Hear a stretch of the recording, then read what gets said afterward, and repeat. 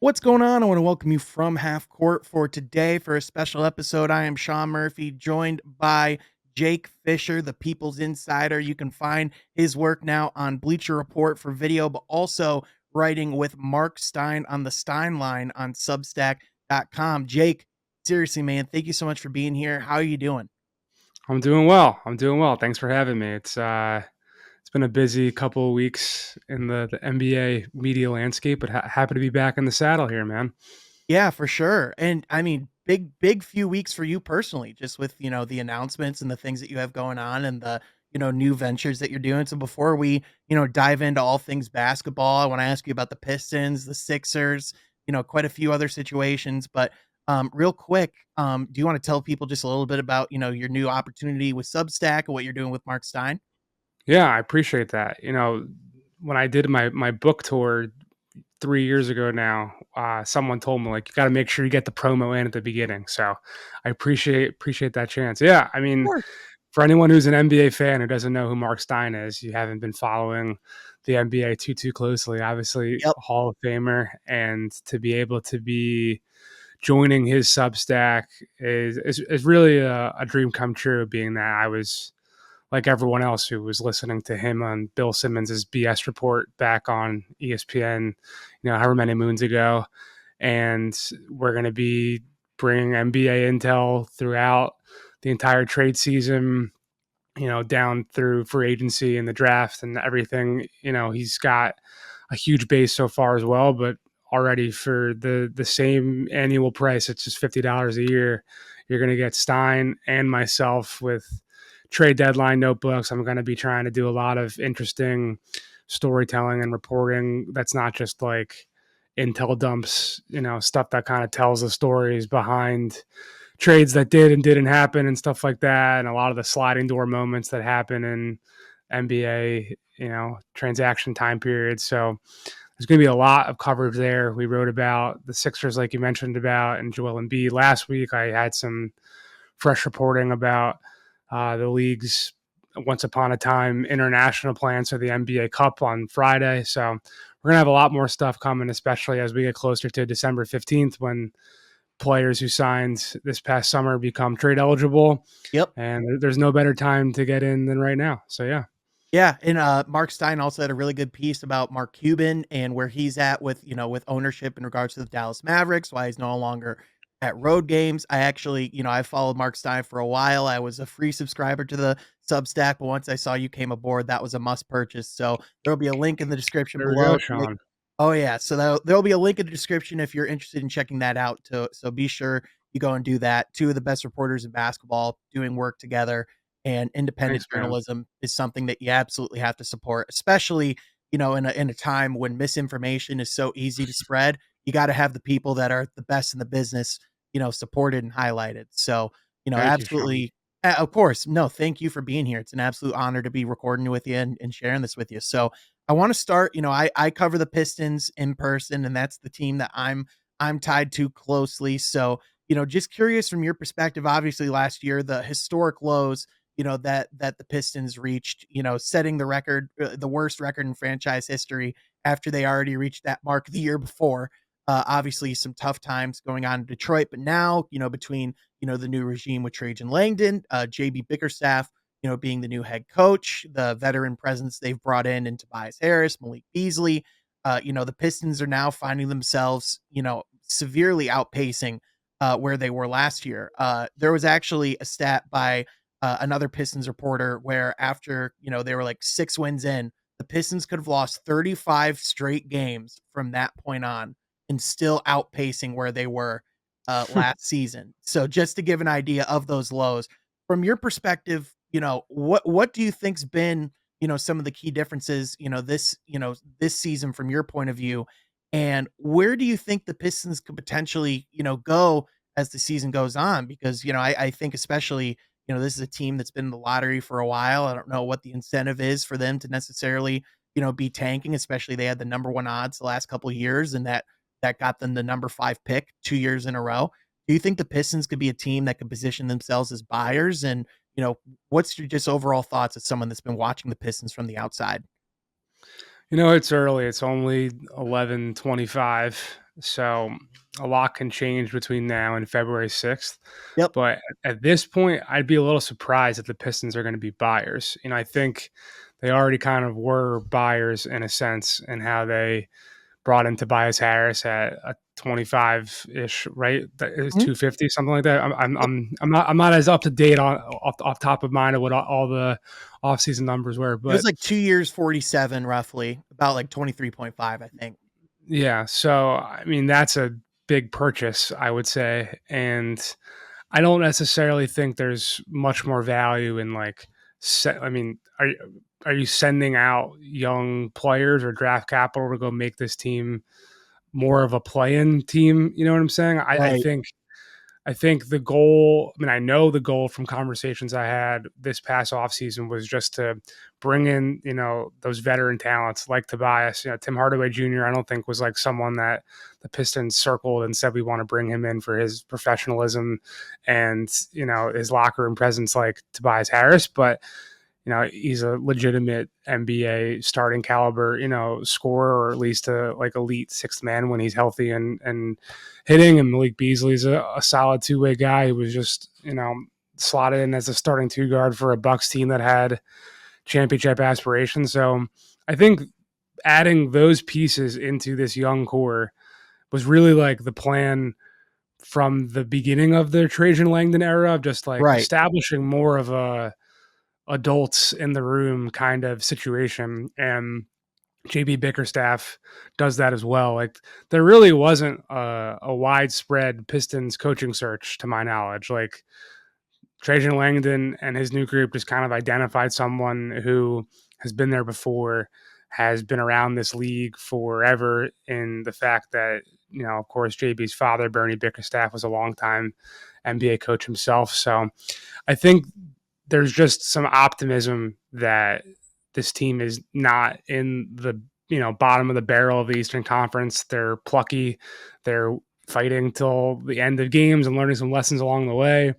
And you're starting to see how pieces like Cade Cunningham and Jaden Ivey can fit together. Now, I think there's definite, maybe I'm skipping ahead in your agenda here, but I think there's definite questions around the league, just like with Houston, how all these young guards and wings will ultimately pan out together, Mhm. right? Like, how does Cade Cunningham and Jaden Ivey and Asar Thompson and like, how do all these guys end up fitting together in some capacity? That'll be, I think, a question that will be on Pistons fans' minds and in the front office's minds and people around the league who are maybe potentially trying to pluck one of those guys away and trade for them Mhm. moving forward. But for now, I think this is still just an evaluation period, and anything that's like a more sign of like upward trajectory is just going to be a victory at this point. Yeah, I totally agree with all that, and, I think if anything, to your point, it would be a little surprising just based off of what Trajan has said, from the beginning about, the importance of acquiring assets and, stocking the cupboard, so to speak, getting, using, what you have and being able to get more pieces and draft capital, going forward is something that's been a priority. So, I could definitely see the Pistons, if because like a Malik Beasley on a $6 million contract playing to the level that he has, you would imagine a Mhm. contender would look at a player like that as, as someone that would be massive value to bring in, for a potential playoff run. Yeah, It's through the whole offseason, everyone was looking at Detroit and Charlotte as the two places to use Yep, for salary dumping circumstances. That's how Tim Hardaway obviously got there.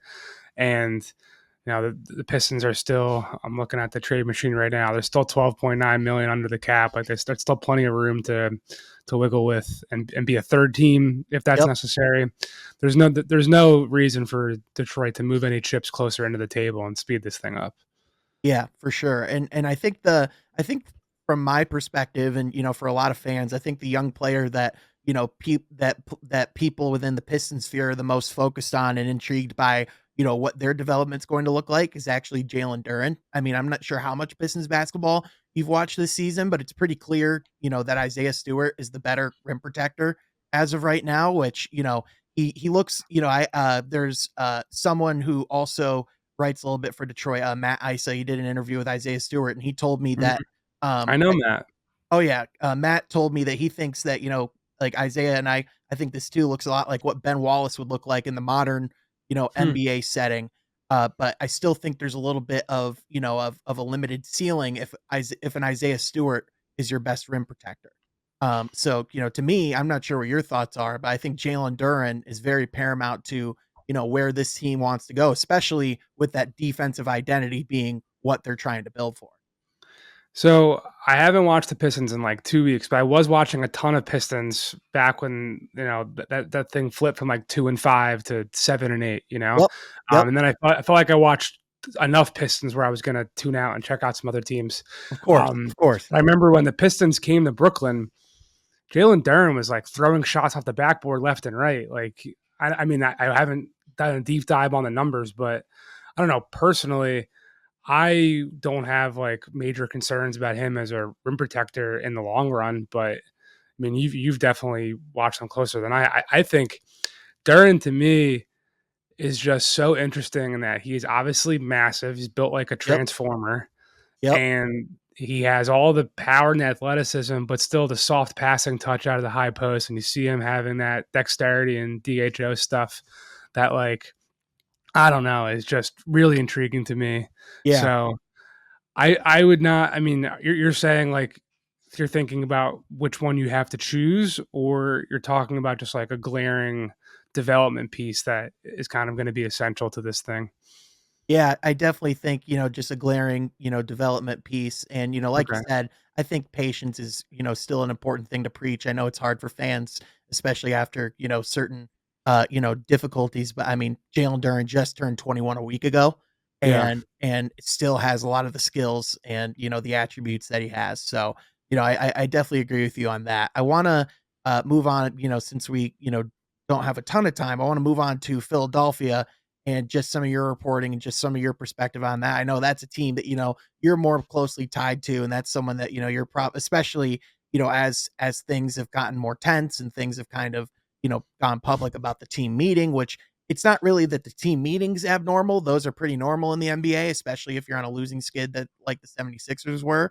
But I think more so the details and how specific they were that came out was really the thing that, I think caught a lot of people's attention. What's your perspective on where Philadelphia is at, and how much optimism from your perspective do you have about this ship turning around and righting itself and still being able to make a playoff run of some form?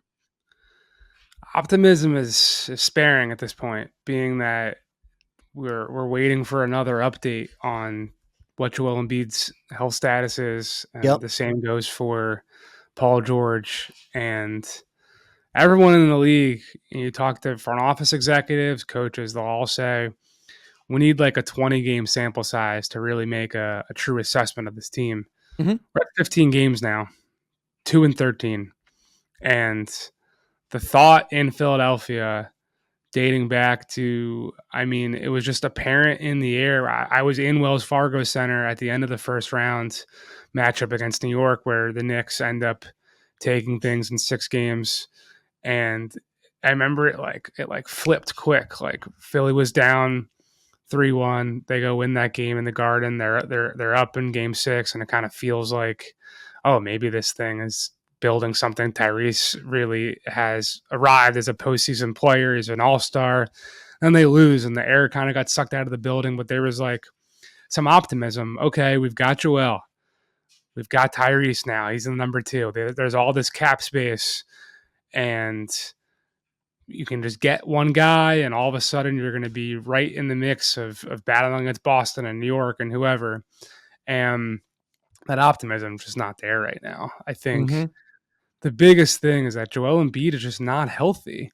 And the thought around the arena then, like I was saying, it was so palpable in the air, was just, man, Embiid's always got something in the playoffs. He broke his face one year, and he had Bell's palsy this past spring. Like, why is it always going to have to end in some type of calamitous injury situation for him? Like, just got to get him healthy for the playoffs. And now he's not healthy in November. So, Yep. like, the other thing too is this team is not the 2017 LeBron Cavs that like coasted through the regular season. I just looked at this the other day. Remember all that conversation after they won it in 2016, that they were like coasting through the regular season. They were just going to flip the switch. That team had made it to 2 straight finals. They had a peak of his powers, LeBron James, and a bunch of players who had just made multiple championship runs. The Sixers don't have that. They have Kyle Lowry, who's a bona fide champion and made it to several finals, but he's 38 years old. And then you've got 34-year-old Paul George and 30-year-old Joel Embiid who just aren't healthy. So Yep.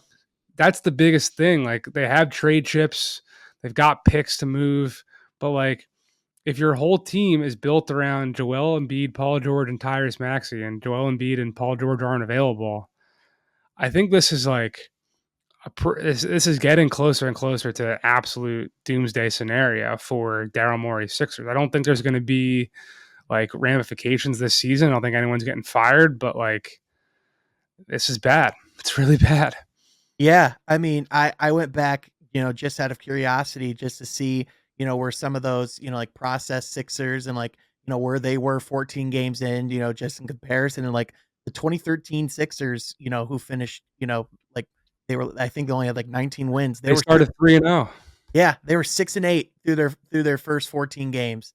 And, I think, I almost wonder if the conversations around Philly would be different if they were upfront about the health issues of Joel Embiid up front. Like there's that, it was pretty clear that that's backlash that they just didn't want, for a lack of better terms. There's been debate of whether or not playing in the Olympics was the right move for Joel Mm-hmm. Embiid, seeing that, he seeing that, like you said, there is those health concerns, and now coming in the season, he's clearly not right, despite those conversations that were had. How much Yeah, of this is with the messaging of, Joel saying he's not going to be playing in back-to-backs going forward. I think it's easy to get to the, finger pointing stage when you're at 2 or 13 or 3-13. But I mean, the simple truth is, when you're at that point, as someone who's seen it up close, it's all of the above.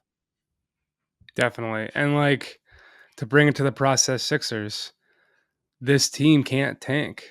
Their Yep. pick, their 2025 pick, is top 6 protected headed to OKC.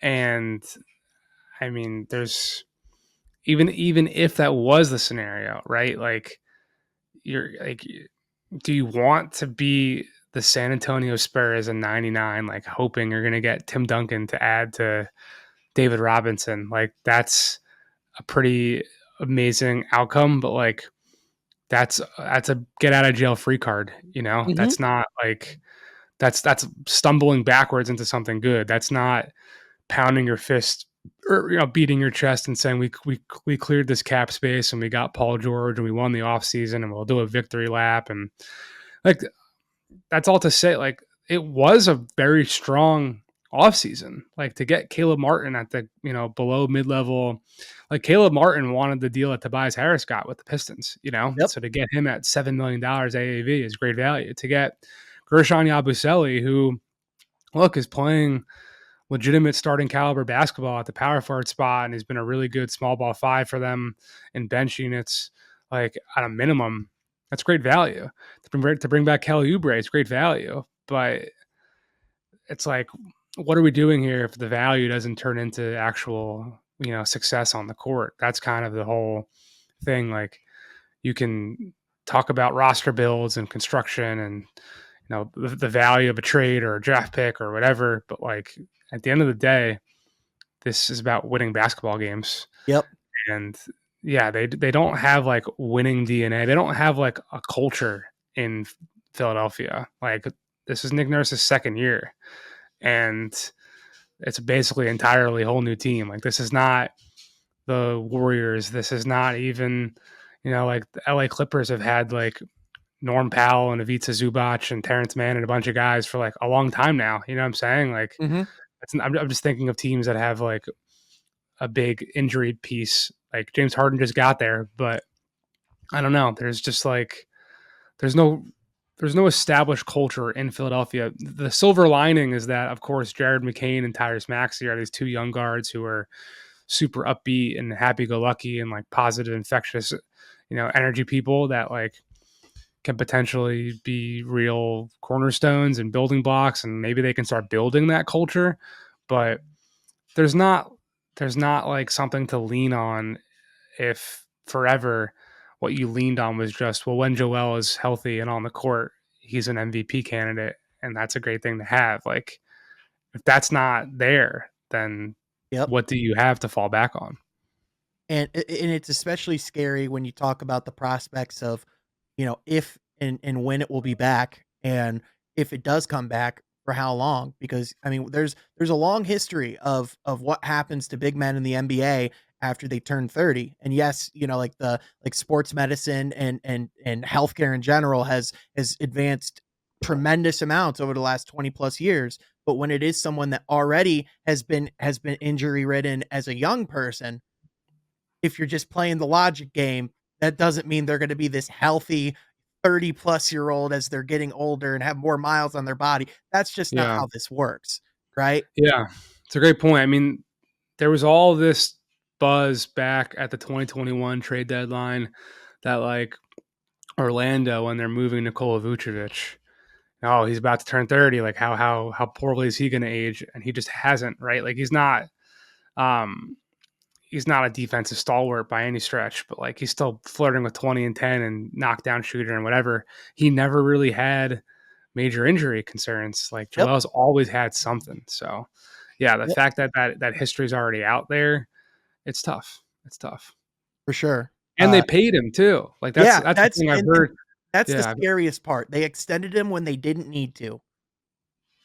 Yep. yeah, I've heard plenty of agents of other players, people around the league saying like, how do you get this thing right? How do you hold someone accountable for fitness levels and rehab stuff and what have you when like he's got 200 million coming no matter what? It's a difficult situation. Mhm. Absolutely, it is. Before we wrap up, I do have, just one more question, just, for what storylines you're looking at, just throughout the league as the season goes on.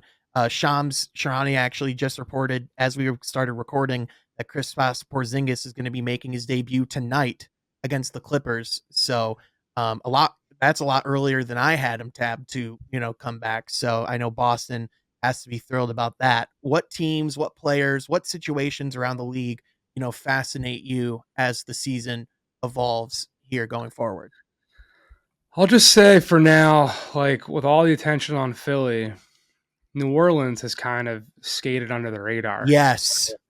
They've had their own Yes. injury stuff, right? Like Zion's out, Jose Alvarado's out, Trey Murphy started on the bench, Herb Jones was hurt, blah blah blah. They've had so many injuries, but then like I don't know, you saw the Athletic report over the weekend that both Zion and Brandon Ingram have left their agents, and I mean Bi's situation being unresolved with his, he's in the last year of his contract, and he was definitely someone who was on the trade market this past summer.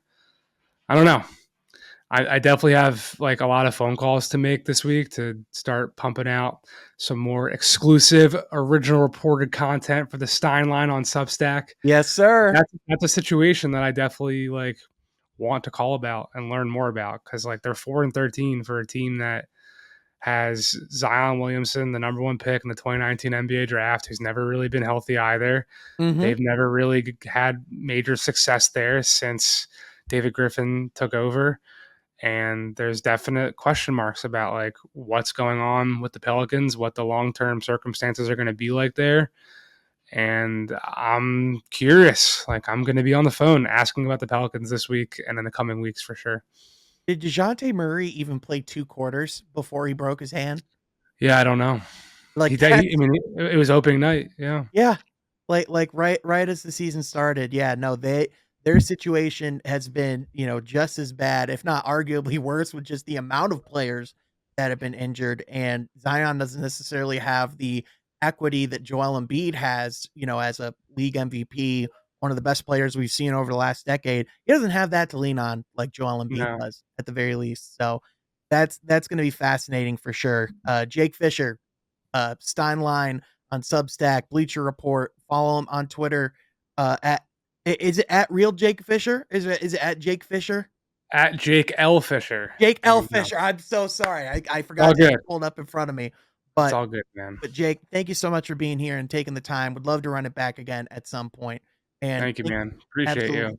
Appreciate you. And thank you to those who listen to this episode. Be sure to subscribe down below, and we'll catch you guys next time from Half Court. Be sure you're subscribed.